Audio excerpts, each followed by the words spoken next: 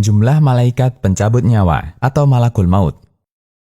Ada dua keterangan dalam Al-Quran yang menerangkan tentang jumlah malaikat pencabut nyawa atau malakul maut.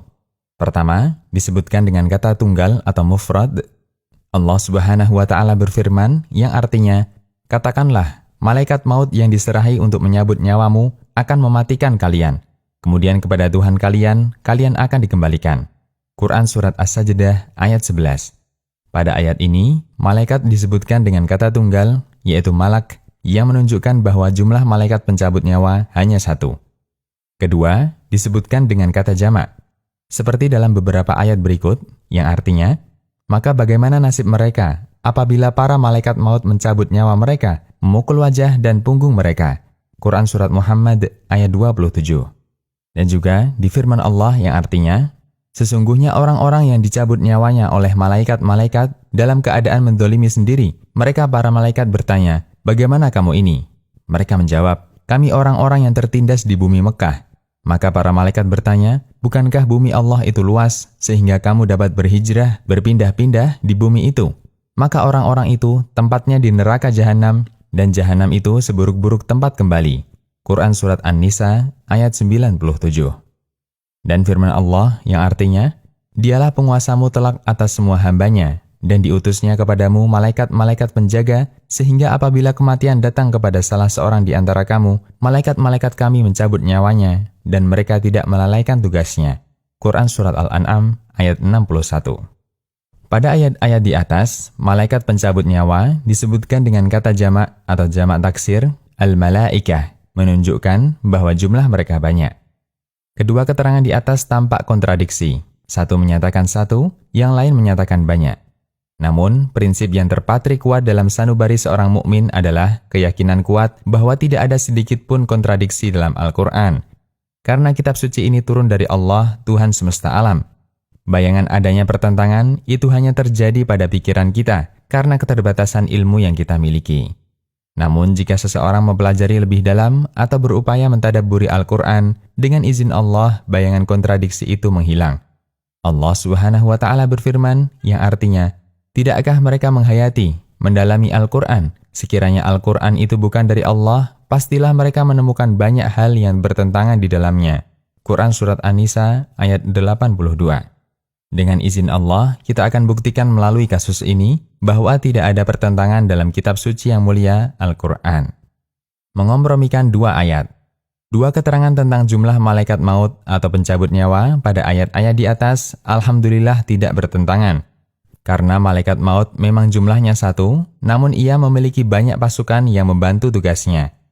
Sebagaimana dijelaskan dalam hadis dari sahabat Bara' bin Azib, Nabi SAW bersabda, yang artinya, "Sesungguhnya bila seorang yang beriman hendak meninggal dunia dan memasuki kehidupan akhirat, ia didatangi oleh segerombolan malaikat dari langit.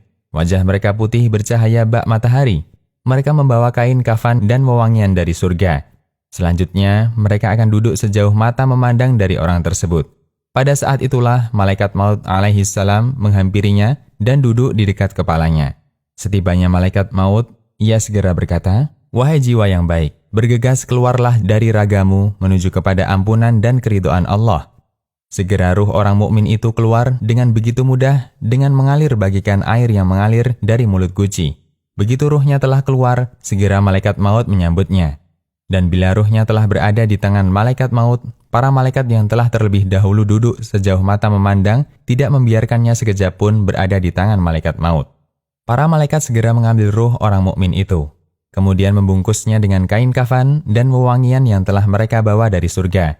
Dari wewangian ini akan tercium semerbak bau harum, bagaikan bau minyak misk yang paling harum yang pernah ada di dunia. Selanjutnya, para malaikat akan membawa ruhnya itu naik ke langit. Tidaklah para malaikat itu melintasi segerombolan malaikat lainnya, melainkan mereka akan bertanya, "Ruh siapakah ini? Betapa harumnya." "Ini ruhnya Fulan bin Fulan," disebutkan dengan namanya yang terbaik, yang dahulu semasa hidup di dunia, ia pernah dipanggil dengan nama itu. Jawab sang malaikat pembawa ruh itu. Hadis riwayat Ahmad. Hadis di atas menunjukkan bahwa malaikat maut memiliki banyak malaikat pembantu, yaitu membantu beliau dalam mencabut nyawa. Mari kita simak keterangan para ulama yang menguatkan kesimpulan ini. Imam Ibnu Jarir at-Tabari rahimahullah menjelaskan, Jika ada yang menanyakan, bukankah malaikat pencabut nyawa itu hanya satu? Lalu bagaimana bisa diungkapkan dengan bentuk jamak, malaikat-malaikat kami akan mencabut nyawanya? Quran Surat Al-An'am ayat 61. Sementara Rusul yang diterjemahkan malaikat-malaikat menunjukkan sejumlah malaikat. Padahal malaikat maut itu hanya satu. Jawabannya adalah, boleh-boleh saja Allah menyebutnya sebagai para pembantu malaikat maut yang telah Allah siapkan di sisinya. Sehingga para malaikat pembantu menyabut nyawa itu melaksanakan tugasnya atas perintah malaikat maut. Sehingga pekerjaan menyabut nyawa dinisbatkan kepada malaikat maut, sebagaimana pembunuhan yang dilakukan oleh prajurit seorang raja dinisbatkan kepada sang raja, atau cambukan raja, padahal yang mencambuk adalah prajuritnya. Meski raja tidak melakukannya secara langsung atau dengan tangannya sendiri. Tafsir At-Tabari. Berikutnya, keterangan dari Imam Ibrahim An-Nakhai rahimahullah, malaikat maut memiliki pembantu-pembantu. Para malaikat pembantu itu mencabut nyawa dengan perintah malaikat maut yang berjumlah satu. Inilah makna firman Allah, malaikat-malaikat kami akan mencabut nyawanya. Quran Surat Al-An'am ayat 61. Sehingga sebenarnya yang mencabut nyawa adalah malaikat maut, karena para malaikat itu melakukan tugasnya atas perintah malaikat maut. Oleh karena itu, pekerjaan menyabut nyawa dinisbatkan kepadanya pada ayat tersebut. Syekh Muhammad bin Shalih Al-Utsaimin rahimahullah juga menegaskan, malaikat maut memiliki pembantu-pembantu yang membantunya dalam mengeluarkan ruh dari jasad.